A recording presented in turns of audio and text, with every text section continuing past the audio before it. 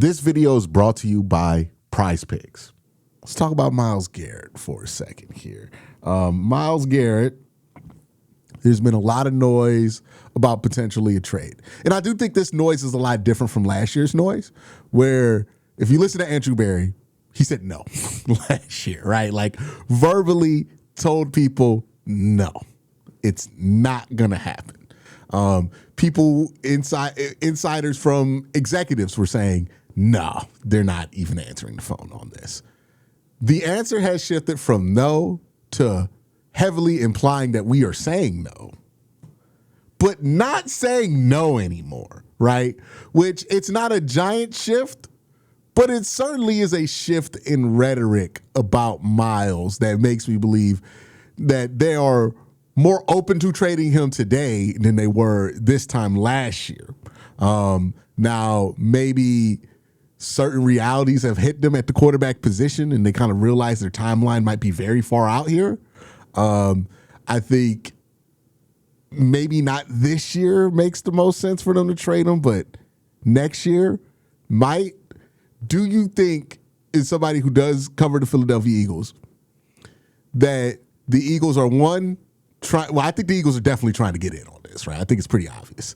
But do you think the Eagles will be willing to get creative with like maybe making an A.J. Brown move to try to get picks to make this Myles Garrett move happen? Because the difficulty in trading Myles is I'm not taking your 30th pick in the draft for the next 3 years for Myles Garrett. You can get out of here with that, right? Like, I'm not taking pick 60. There's a sweetener on top of it, right? Like, if you trade Myles, you want to get something that you think can net you, top pick in the future because you are presumably trading him to try to solve your quarterback problem. Do you think Philadelphia will be able to is going to be aggressive given what their needs are in trying to get a package that could be appealing to Cleveland in that way? I can see them getting aggressive for sure. I mean, they've been trying or have tried to get Jonathan Grenard. I'm not sure if that's going to happen anymore, from the Vikings, obviously, because I think they want to get an A.J. Brown trade done first before they start making other moves. But yeah, I think they certainly would be open to it. I wouldn't rule out that they would. I mean, they might just do it straight up in terms of like before even doing AJ, maybe they make an offer for Myles Garrett that's too hard for them to pass up.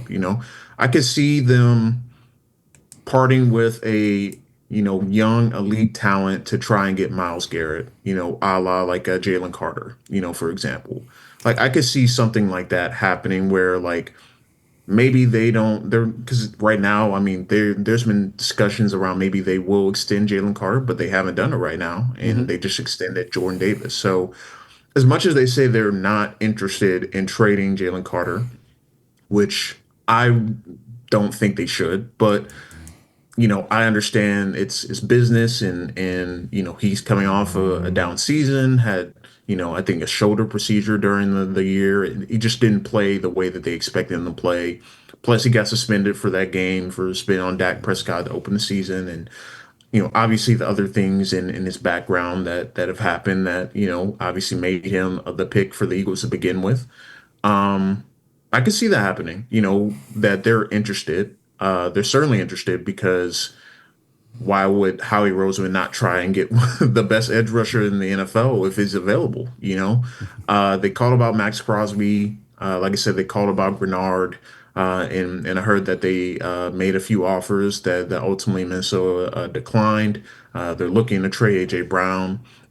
Could A.J. Brown be part of the deal? Maybe. I mean, I think they're certainly worth getting creative. They've gotten creative before in the past. They parted with, picks or gotten picks back from later rounds or later drafts. They're very creative and always trying to think top of the mind and ahead of the curve. And maybe it's a sign and trade thing where maybe they do give Jaylen Carter an extension and trade him and try to swap those contracts with, Myles Garrett. I don't know. They like to try and get creative and do things a little bit differently. So I would not put it past. Obviously, you think about Andrew Barry and the relationship he has in Philly and with Howie Roseman. They made deals before in the past. I His don't twin think brother that this will works there prevent in them. Philly, right? Isn't his Yep, twin? yep, Yeah. yep, yep. What is the situation with Jaylen Carter there? Like, from the outside looking in, it seems insane that they would keep like. And I think Jordan Davis had a good year last year, but it's like Jordan Davis over Jaylen Carter. Like, it feels like that's where they're leaning on going. And they gave Jordan Davis so much money, it's like hard to imagine that they're going to give Jaylen Carter like the kind of deal that he needs. Is there something brewing there in Philly that's like? There are times where there are red flags brewing, but sometimes people are really hesitant to say anything about it because you don't want to be the first person that points out a red flag because they shoot the messenger every time, right? Like nobody wants to be the first person. But is there stuff brewing there with Jaylen Carter in Philly where you're like, something ain't right here? Like something feels wrong about how this is going, given what we have seen from Jaylen Carter on the field, because you would think that they would be more. They would try to hold off on Jordan Davis's deal or try to give him less to try to like give Jaylen the back because like that's the guy who looks like he needs the money. He's going to get the money, right? Yeah, I mean, it's certainly there. I mean, I think there is a certain threshold with certain players, right? And I think they're. I don't want to say they're getting close to that threshold, but I feel like it's getting to a point where, all right, is it worth the squeeze to consistently like, you know, I think from what I gather at least, like they've done a lot of work to ensure that he's insulated, with other guys, that he's familiar with the Georgia program. I think we did some reporting at the Inquirer where Jordan Davis is kind of like a big brother to Jaylen Carter. Like he looks up to him and goes to him, and they have a really close relationship. So to me, I think for Philly, they're in a tough position because they're a defensive lineman of reason. I mean, you think about Brandon Graham and the captain that he became and the voice of the defense, Josh Sweat, Hassan Reddick when he was there. But when I feel like with the Eagles, they invested high pick in Jaylen Carter. They took a bit of a risk in terms of someone that, people worry about character wise, didn't have the best pro day. He showed up and was a little out of shape. He was a little out of shape during some of his time in Philly. He started to gas out a little bit as a rookie. Like I think they understand like yes he is extremely important to what they do, especially as a pass rush, but the production that Moro Ajomo had this past year, Jordan Davis, what he was able to do, how they looked okay without Carter when he wasn't in the lineup. Clearly he was missed, but he wasn't healthy most of the backstretch of the year. Can you trust him to be consistent? In the next contract, in 2029, is he still going to be? Is the high level play going to outweigh anything else that might pop up? So I think from that perspective, I think they're a little weary about potentially paying him big money. Is it like a worry that like there's a lot of infrastructure needed to kind of keep Yeah, Jaylen on the right track? And that's just I it's think so. getting too expensive, like, Yeah. or they're Well, worried about their they're ability to maintain it over time because it's like right now you're in a championship window. You got a ton of veterans on the team. Brandon Graham came back, but you're like, man, if we lose two more veterans or if we are 500 for 2 years in a row, I don't know where this dude focus gonna be. Kind of, right. and you're not seeing the growth that you would want it to see where you're like, oh, we don't need this stuff anymore with Jaylen. Right. It's still like, nah, we still need deeply. We need that I stuff. think that's certainly part of it for sure. And I think, I mean, the talent is a talent. When he's healthy, he's one of the best five, probably defensive tackles in the game. But yeah, I think for the Eagles, they're in a transition period right now where they're going to have to trade Cooper, DeJean, and Quinyon Mitchell in the next few years. They hope Drew Makuba turns out to be a really good safety for them. all the guys that they're getting ready to pay is on the defensive side of the ball. You know, the offense is pretty maxed out and how much you can invest in them.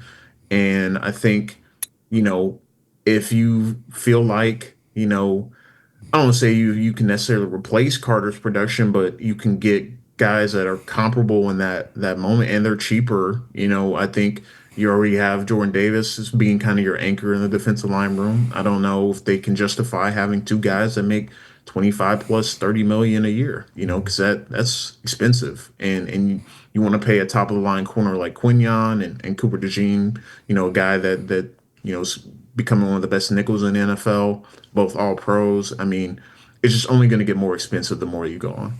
If you were another team, would you be? If you were the Browns and they're like, okay, we're going to give you some picks, but the big crown jewel of this, we're giving you Jaylen Carter on top of it. Would you be worried about bringing him in, given that like the Brown situation? I Yes, mean, like absolutely. he would be the veteran in the defensive Yeah, tackle room. Like he's a great player, but I'm like, ooh boy, this feel like Jamie Collins all over again. Where we brought in Jamie Collins from from the Eagles, not the Eagles, from the Patriots, and then gave him a first round pick, and then a year later, Jamie Collins back on the Patriots, making an All Pro team because he got cut from Cleveland because he needed that structure. Shout out to my yeah, guy Tyvus. He's like, yeah, man, that man needed that structure because he was in the building in the summer while Jamie was there, and he was surprised by some of the stuff he saw Jamie Collins was doing. Right, like it could be one of those situations for Cleveland, which is why I'm like, I would be wary of making that move if I was Cleveland. Like, I think if you're Cleveland, you would rather the Eagles trade him to somebody else and then yeah, give me the picks that you get from probably. that trade. This doesn't happen. It's starting to happen now more often than not. And I think Howie and Andrew Berry are uniquely two people who can make this happen. You think this ends up being like kind of a 3-team deal? Like a legitimate 3-team deal? Like where it's I like, mean, it could. Maybe it's Patriots, Browns, and the Eagles, yeah, where maybe they're just like, all right, AJ is you know, going to New England, we're getting back a player, all those different things. Um, so yeah, I can see it happening. definitely, definitely. Hey, let me talk to you about my sponsor for this year, Prize Picks. It's a fun way to win cash while you're watching your favorite teams. Forget complex betting rules. Their app is designed to be incredibly easy to use. Just pick more or less on a few player stats and lock in your lineup. Speaking of, here are my picks for this upcoming NFL season. They have Myles Garrett at 14 sacks here. I think he will get more than 14 sacks. Joe Burrow at 3,875 passing yards. I think he'll be a 4,000-yard passer. I'm going to go with more. They have Derrick Henry at 1,224 yards. I'm going to go less than that. Check to see if Prize Picks is available in your state. You can follow me on the app at KWEN_C to see all of my lineups. Download the Prize Picks app today. Play $5 and get $50 in lineups when you download the app using the link in the description. What do you think, from an Eagles perspective, is the right price for Myles Garrett for you guys? Because I know in Cleveland, it's like there's not really a price for Myles Garrett, right? Like any price that they get for Myles, we're going to be pissed that they traded him. But if you're Philly, where's the line as far as like you wake up, you get the notification for Adam Schefter, they have traded for Myles Garrett. What compensation would you hear where you're like, I think we gave up too much? More than two first rounders, honestly. I think anything exceeds that, probably a non-starter for Howie. As much as like he likes to make trades, I just think he values first round picks very highly. So I wonder too, especially like the luck you guys have had at the first round, like getting like these guys who are like high level prospects, like at 28 or whatever it is. But I wonder, when do you think the value will finally make sense for Cleveland? Because I don't think this year it's going to happen, right? Like you said, I think teams are going to try to give him 2 first round picks for Myles Garrett. And I don't think the Browns are going to look at that and be like, oh, yeah, 2 first-round picks? Sure. Right? I think they want probably 3 and a player, which I don't think anybody's willing to give up, especially a contending team. Myles has a no-trade clause, so you can't just trade him anywhere, right? So I'm thinking, well, Myles is, 30 right now? He's about the same age as me, so he's 30. I'm thinking by the time we get to 2028 offseason, he's 32, 33 years old. Then the price makes sense. Like the issue right now with, and the reason I have an issue with like Browns fans who are in a rush to make this happen, I'm like, Myles Garrett's price ain't gonna go down until he like 35. like the price on Myles is gonna be the same because he's already maxed out to what teams are willing to trade for an edge, which is about 2 firsts. And if you trade him early, you're just giving teams extra value. You're like, oh yeah, you get Myles Garrett close to his prime for basically free for what you would be giving up. Because what you would certainly take 2 years of 25, pick 25 and pick 28 from Myles. You would do that trade in a heartbeat. I think probably 32, 33 is where you probably make that move because you can make the guess that like Myles probably going to play till he's like 36, 37. Yeah. Yeah, absolutely. I mean, next offseason probably makes the most sense because I think for the Eagles, they'll get some clarity on like where their edge room sits and, where they are with Jaylen Carter. So I think they'll kind of want to kind of maneuver from that point on. But yeah, I think it gets interesting, the older a player gets, this wouldn't be a typical Harry move. He likes a guy that's young, relatively inexpensive and someone that can maximize you for the next few years. But yeah, I mean, I think you get a chance at doing so. I mean, like I said, they've tried to make calls about Crosby. They make calls, about Grenard and those guys are a little bit older, but still relatively young. I don't think you want to get to Myles being 33, 34 and trying to go all in that way. So I think next off season feels like the sweet spot for him. Yeah. Will he be 31? Well, I wonder if they try to go off the Julius Peppers model, where it's like, hey man, Julius played till he was 40. This is the closest thing we've seen athletically to Julius Peppers since then. And like his measurables are so good. Like he's probably gonna have a different career for people about 10 years younger than us than like what his career is now, right? Because we know what full on Myles, it's like LeBron, right? Where it's like, we remember early Cavs LeBron and Heat LeBron. And we remember just how athletic he was. People 10 years younger than us remember like second Cavs run LeBron, which was a different beast. He could shoot, much different game. And I wonder if that ends up being the case for Myles, where it's like, oh, yeah, you think Myles is good now, but you should have saw him in 2023. That version of Myles Garrett. But Devin, thank you for coming on, talking with us about this trade and tackles in the draft in general. Where can people find more of your work, man? Yeah, you can find me on Twitter or X, whatever people call it, at reald_Jackson. And all my work is at theinquirer.com. We're doing positional breakdowns right now. So today we did running backs, and then tomorrow I think we're going to do corners. So, and then get into all the nitty gritty leading up to the draft, and then I'll be on site for the draft too. So I'll be in Pittsburgh. All right. Well, tell Philadelphia that they could trade up to 6. They could give us 2 first-round picks next year. I mean, if they really feel like, they need to get top edge, top receiver, something like that. I mean, yeah, you never know. I feel like they'll trade up, but I don't think they'll make a 17 pick leap. Nah, they 17 pick leap, and then we're just gonna be like, remember how good y'all were with Saquon when he was at his best? What did Jeremiah Love just bring the joy back? Ain't you tired about arguing about Jalen Hurts? Just run the triple option. Just have Jalen Hurts, Jeremiah Love, Saquon Barkley all back there, and just toss that ball around between the two of them. And then give A.J. Brown an end around every once in a while. You know what I mean?